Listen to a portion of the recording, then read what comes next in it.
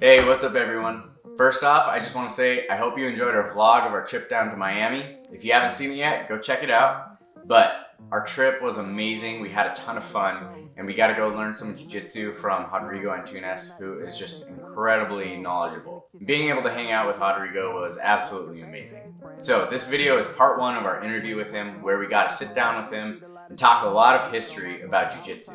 No matter what, when you're hanging out with Rodrigo, he's always giving you history, and here we really dive into that. He's a 5th degree black belt with over 40 years of experience, so he's got a lot to share. Not only is he a jiu-jitsu black belt and active competitor, but he's a family man, and he's someone that we are incredibly honored to call a friend. So I hope you enjoy this part one interview. Enjoy and watch till the end to see what we get up to in part two of the interview. Get a good die on.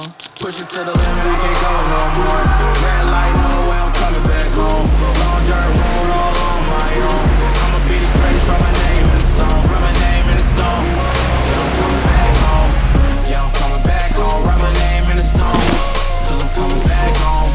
Cause I'm coming back home. Right back where I left because I know my people needed me. Diamond in the rough, I don't know what it is they see in me. Go down as a legend in my city cause we beat the streets. Trying to spread the wealth around the block, no I can't keep from me.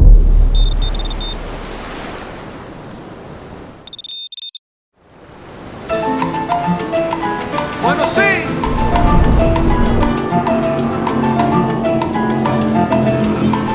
Camina.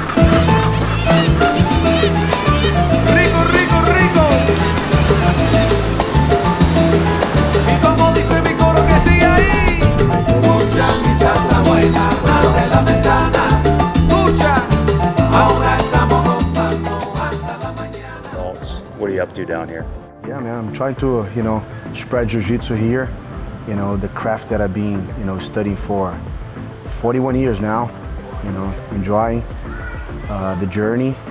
And also, the benefit that jiu-jitsu brought to my life, in terms of discipline, in terms of commitment. And, we'll try to bring that to the area and the place, this paradise that I found by accident. And then I remember there was the creator, that was working with us at the time. She only could meet me at 9 a.m. She had to drop her kid at school. And I said, well, no problems. But my flight got here at 5 a.m. And a friend of mine told me, hey, check this place, Key Biscayne, you're gonna love it. And I kind of Googled the place and said, man, this is such a small population in an island. It doesn't make sense for jiu-jitsu, right? Because, at jiu-jitsu school, we need traffic. You need people coming, driving by, and, so I said, no, it doesn't work. But I said, well, man, I have, 3 hours to kill. I said, well, at least let's take a look, right? It won't hurt. So I remember I rented a car. I got to the, I got from the plane, get a car, because I want to, do all the stuff here while in Miami, see some friends. And then I was coming here, so let's take a breakfast. And you know what? I'm going to take a breakfast there, because I know the place is going to open at 7, the breakfast places. And, gotta wait until 9. I said, well, I have 2 hours to kill. I'm gonna do some work in the computer and have breakfast and see the place around. By the time I cross the bridge, I don't know, it's something magical that, all the residents feel it, right? So when you come here, I say, man, this is not Miami. This is this is a different place, right?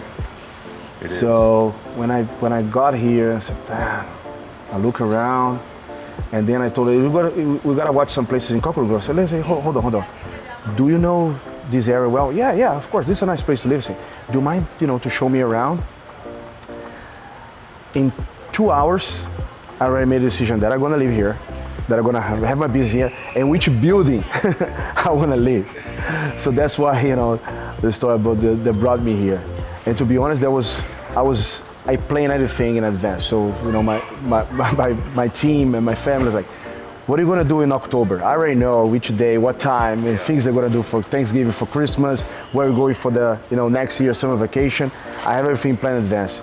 And this problem was the most irrational decision that I made. That financially didn't make sense in the beginning, but my heart was there. And I said, listen, I love this place. I fell in love. I'm gonna make it happen. And luckily, we are very, the school became very successful. It's a leading school here in our city.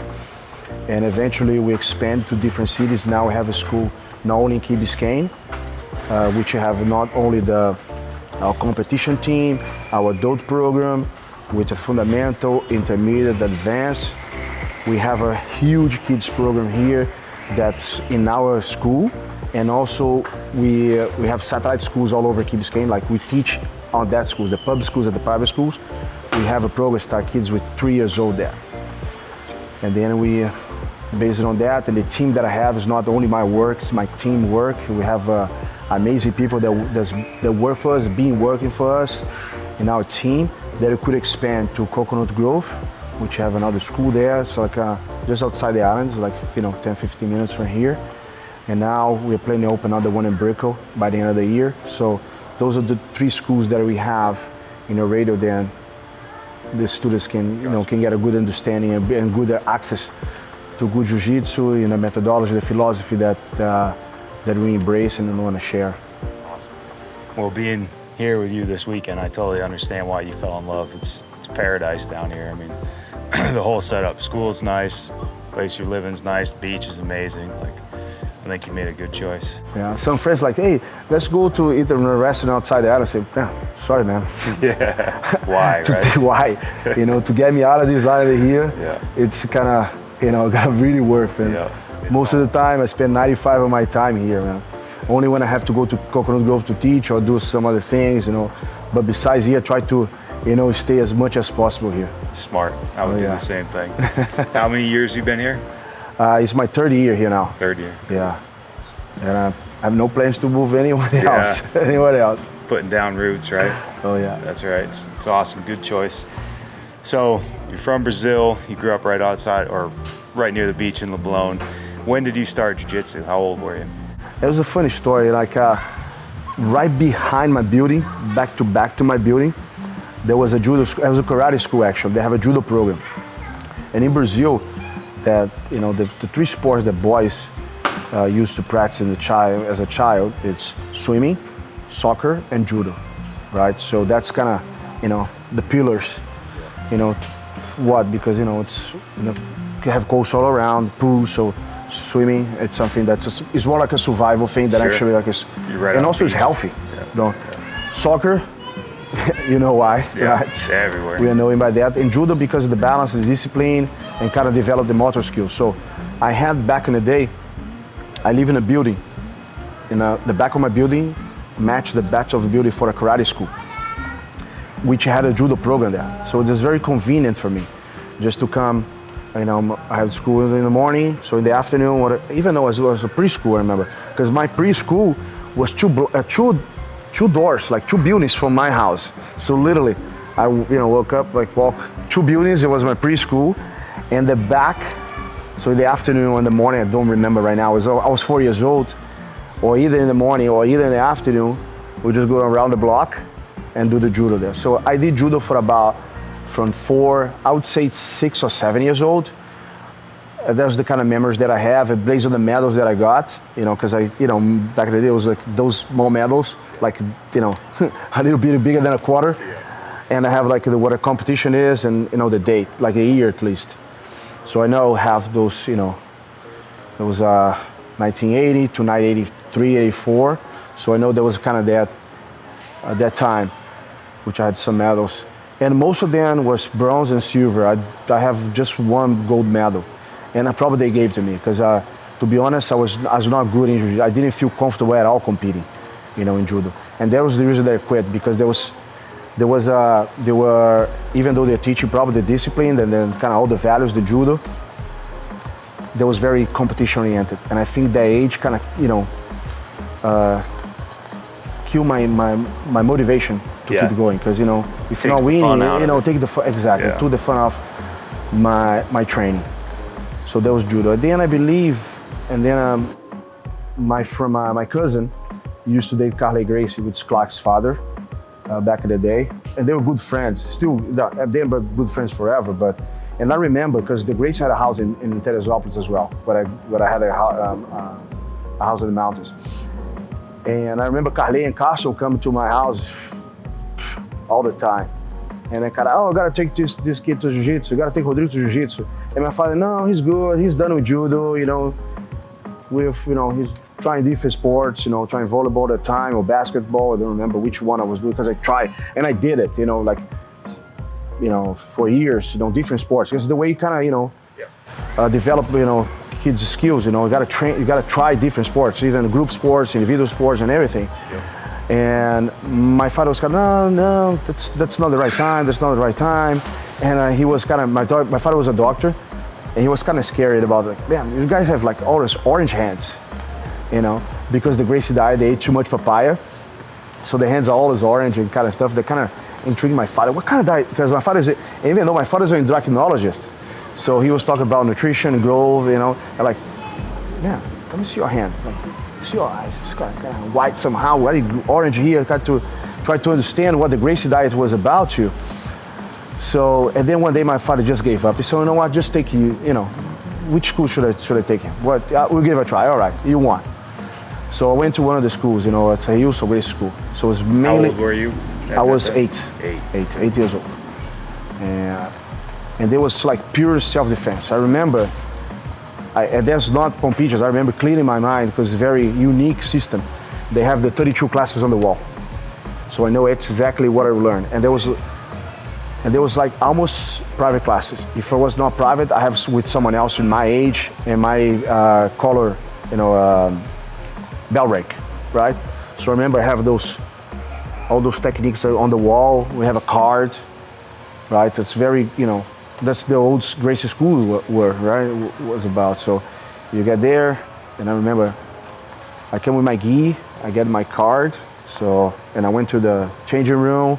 There was a basket, I put everything there, get my gi on, cross that, give my card to the instructor, and the instructor says, well, which class you are today? Oh, you did the class number 12, you're gonna do the 13 today, okay. So let's go, put on the side. So he teach me the curriculum for the class 13. So that's the way it was. And I did that for about 2-3 years. I got my yellow belt at the time. And after that, I don't know, because again, as you get a little older, become like a young teenager, right? You want more social contact, right? So the class, I wouldn't say become boring, because I like it. But again, like, we're gonna go there again, just me and the instructor, So I kind of melt my love, not I would say the love for that, but my enthusiasm to keep going to classes. Yeah. And then at the time I say, you know what, I was playing soccer at school, or even the school is getting a little more difficult because I'm getting close to 5th grade or something like that. And I want to play soccer, volleyball, basketball, all the sports. And so I remember, like, I probably took a break for a year or a year and a half, I would say that. And then again, I changed from one school to another. I was in boys only all day school, and I moved to another school, a co-ed, and I met a bunch of new people. Yeah. And then there was actually one guy that was training one of the Castle Gracie affiliate schools, right? He literally just spin off from Castle to open his own school. And he started he's kind of recruiting, people. So for one guy from our classroom, suddenly it was 10 of us, right? So how fun was it? I have my best friends, in school, play soccer, recess, and then we got home, at lunch, do homework, and then we spend another hour and a half together again in the afternoon. How amazing was it, So at that time, everything combined, right? The love for the art, and on top of being a positive environment with your friends. And I'm still, good friends with my old instructor, for 30-something years ago, right? Because he created such a good environment at the time. And it was very positive, and I really enjoy it. And since then, I was about 13 years old, 12 to 13, never stopped. I never stopped. I could take breaks, do work, because I move, or, times of my life, but Jiu-Jitsu always there for me. From that time on, I said, what, I'm gonna do this for the rest of my life. First as a hobby, and then later down the road, as I get older, and I feel the benefit, and I see that, oh, that's something that I could do for living, Sure. And that's what I'm, Make it your livelihood. I don't see myself without Jiu-Jitsu anymore. Yeah. No, I hear you there. It's something. If you can love it, like you say you did, and then make a career out of it, what more could you ask for? Right? Yeah, I have 2 degrees, 2 masters. I'm working my 3rd master now in education. That's for to become a better instructor. And I had a corporate life, and I remember when I gave up on my corporate life, I was making 5 times more money than I was making, because I said, listen, I made this amount of money, like 100, right? Yeah. So I said, you know what, I think I should. And I have a good friend that back in the day told me, you have a mission, man.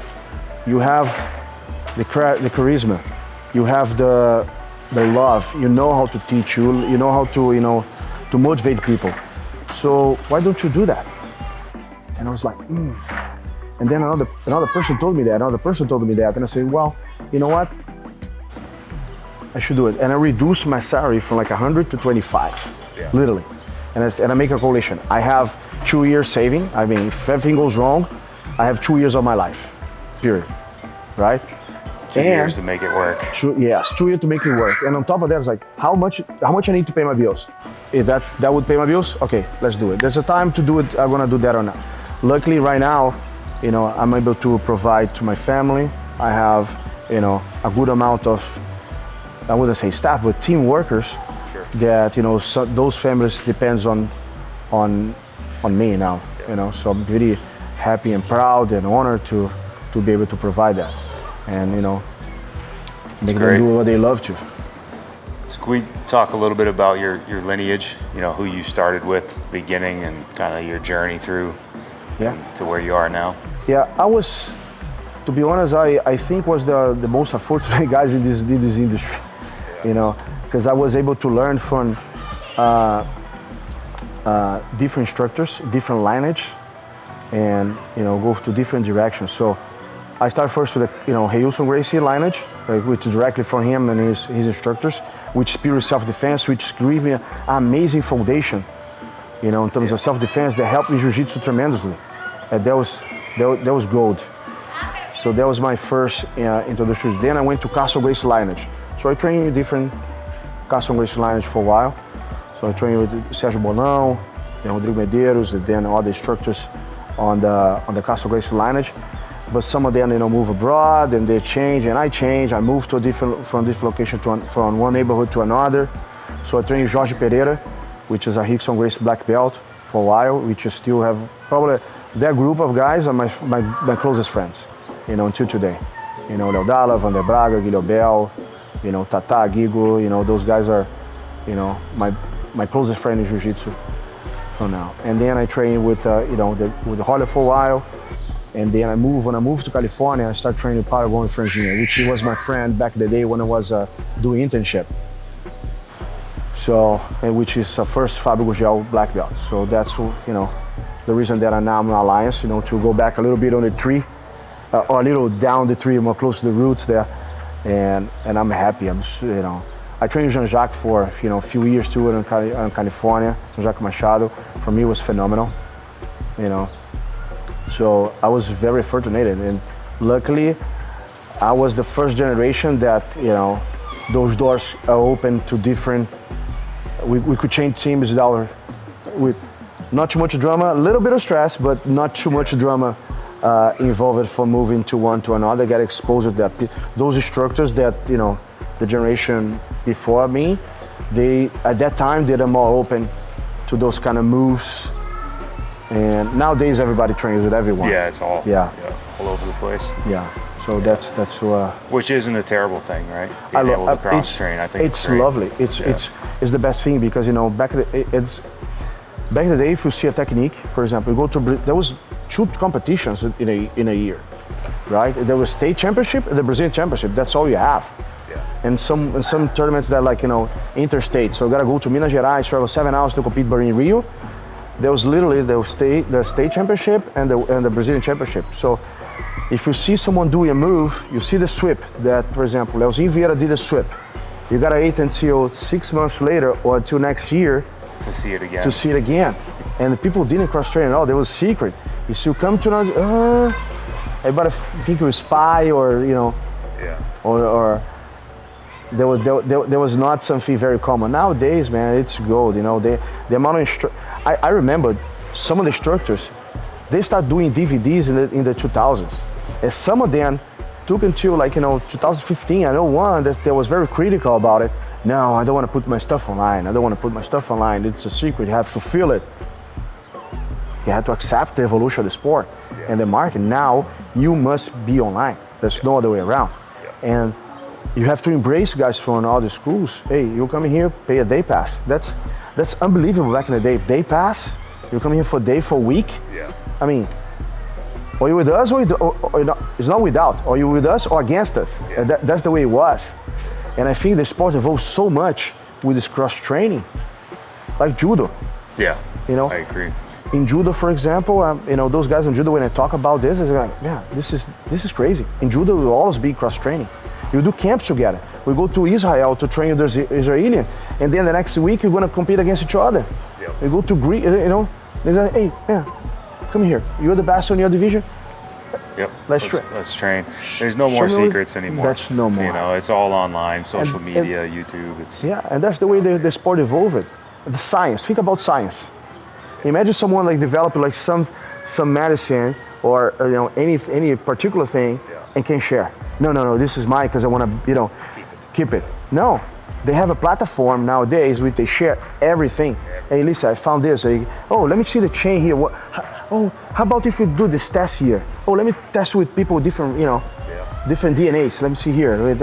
So that's how we evolve. That's how we have, the amount of medicine, the amount of, even the physical conditioning that we do. Back in the day, I remember 20 years ago, there was a guy that is studying in Russia.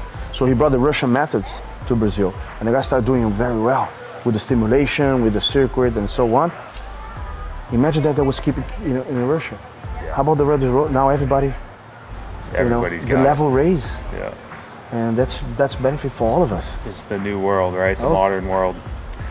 Massive sharing of knowledge. Yeah. No, I think it's great. Your alliance, I'm Team Silvio Bering. My coach trains with you. You know what I mean? That's how I met you. I come train with you. It's why not? Yeah. Right? Everybody's got something to share. So, totally. And I'm always open to learn from anybody, which I think is the best way, right? Yeah. Don't close the door. Never. So, speaking of Team Silvio Bering, I know from talking in the past, you have a relationship with Grandmaster João Barreto, right? How long have you known him? Many years. I superficially, I would say 30 years. When I was a little kid, he was there in the competition. Hey, good job, son. Kind of thing. That very superficial, to be honest. But down the road, he was very important for me in my personal life and in my jiu-jitsu life too. So there was a time in my life that I would need guidance as a psychologist, because he's a psychologist. Yeah. He's a psychology of sport and psychology as in general practice, right? So first, I reached him as a psychologist, not as jiu-jitsu master, but knowing that first, his level of knowledge that would be very, very beneficial for you in a personal level, and also I could speak to him in the same way that when I talk about my fears, about my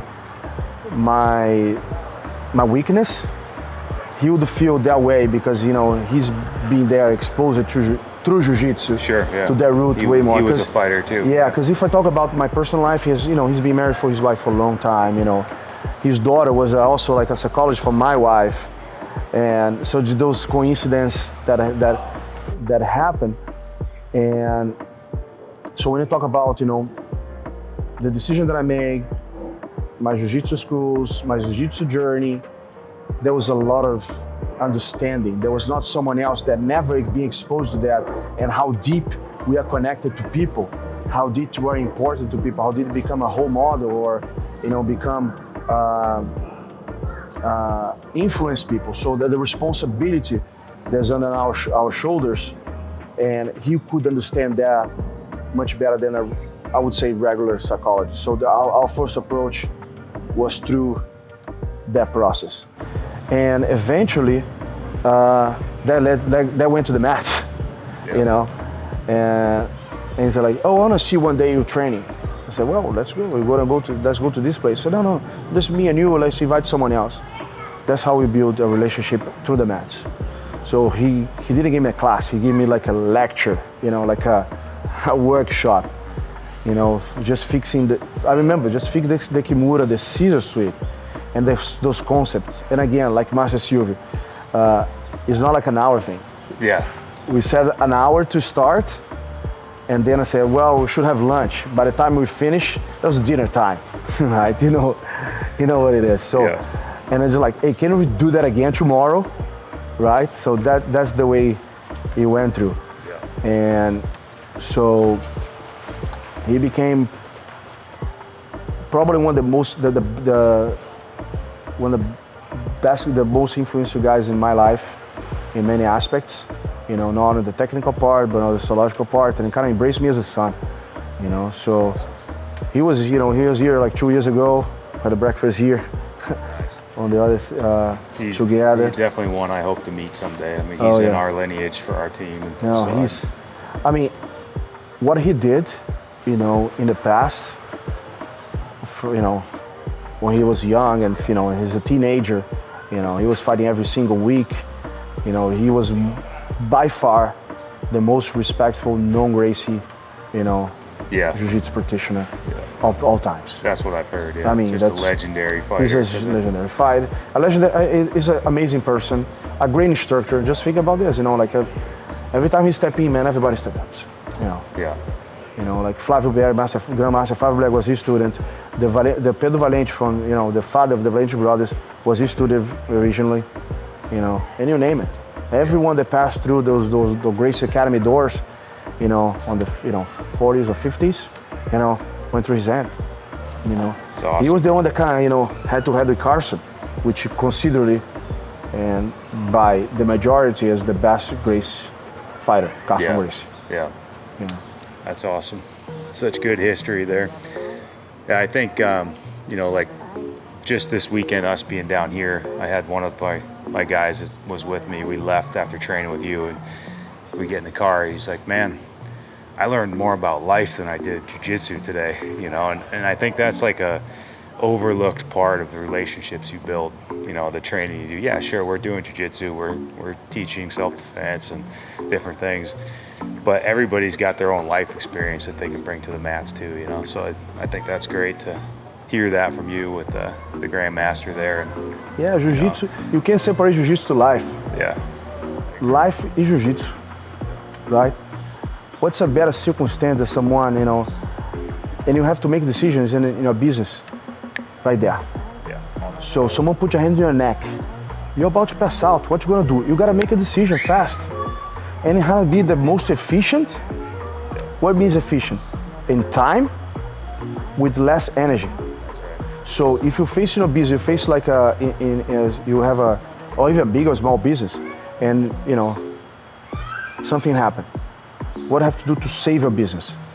You gotta make a fast. You gotta present a fast response with more efficient, less cost possible, less damage possible, and that's the way it is, right? So if you have the same mentality that you find in jiu-jitsu and you find, as you deal with your life, right? We talk about it. One thing is the technique itself, right? So we go for the technique. Another thing is strategy. Like, look, I have to be firm, strong, assertive, but at the same time I have to be kind and respectful to you. At the same thing, if you're doing business, I'm gonna try to be firm, assertive, and respectful to you, make sure everything is fair, right? But I have to understand that not everyone has the same strength. So sometimes you have weakness, and I have to respect that, right?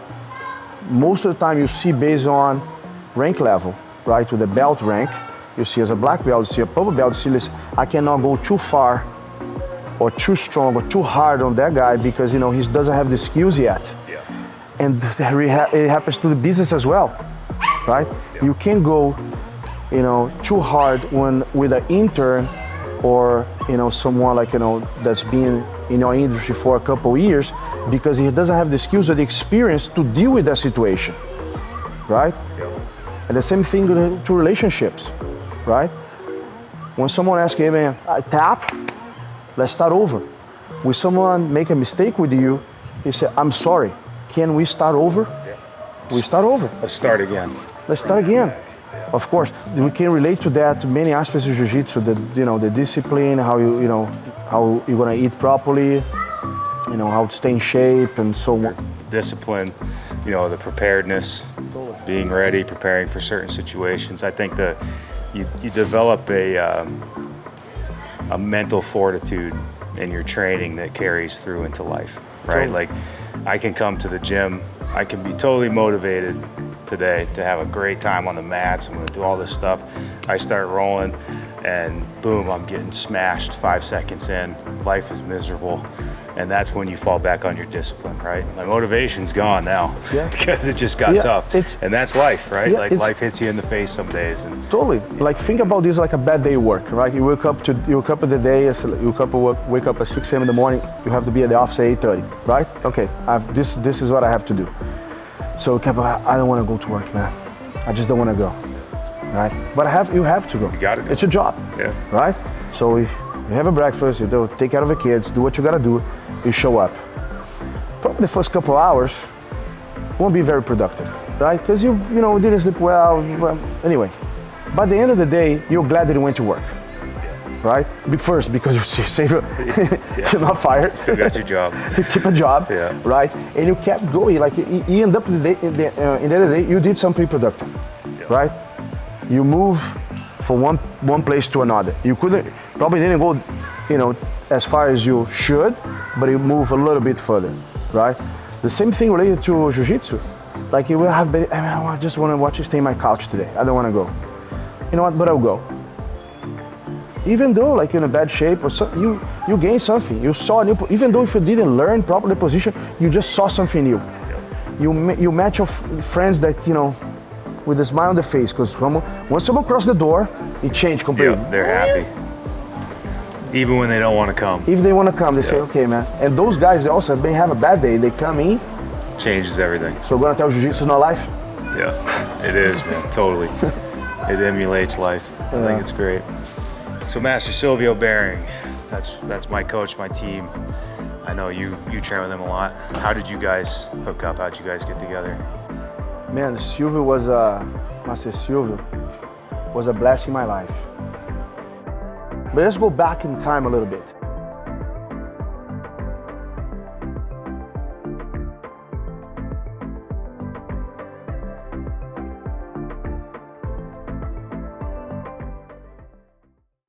Alright guys, thank you so much for watching. I hope you enjoyed the interview as much as I did. Stay tuned for part 2 of the interview where we dive into the mindset of what it takes to not only become a champion on the mats, but also in life. I just want to say thank you guys so much for watching. Make sure to hit the subscribe button. We appreciate all the support. Don't forget to like the video and hit the notification bell if you want to stay up to date on our most recent videos. Peace. Woo!